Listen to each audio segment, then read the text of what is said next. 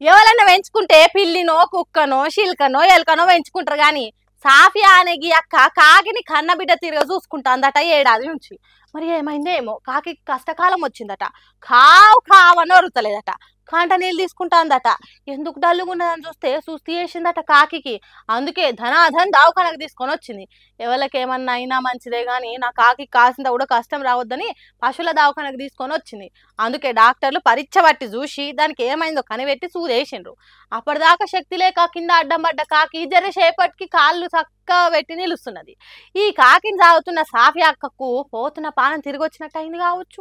నల్గొండ జిల్లా దేవరకొండ పట్టణం నుండే షేక్ యూసఫ్ సాఫియా అక్క ఇంటికి ఏడాది కింద వచ్చిందట ఈ కాకి. దానికి కడుపు నిండా తిండేస్తే తినిపోయిందట.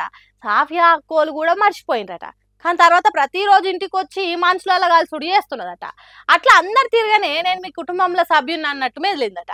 అందుకే సాఫియా అక్కోలు దీనికి చికెను, మటన్ ముక్కలు, ఇష్టమైన కూరలు, బిర్యానీలు పెట్టిండట. అంత మంచిగా చూసుకున్నారు కాబట్టే కాకి సుస్థి చేయంగానే కాలిని అడుకన దావఖానకు పరుగులు తీసింది. ట్రీట్మెంట్ దగ్గరుండి చేయించి కాలం చేయాల్సిన కాకి జీవం పోయించింది. ఇప్పుడు ఈ వీడియో సోషల్ మీడియాలో సొక్క తిరుగుతున్నది. కాకి కోసం గింత కష్టపడుతున్నావు, నీ మనసు మస్తు పెద్ద సాఫియా అక్క అని మెచ్చుకుంటున్నట్టే కామెంట్లు పెడుతుర్రు వీడియో చూసిన పబ్లిక్.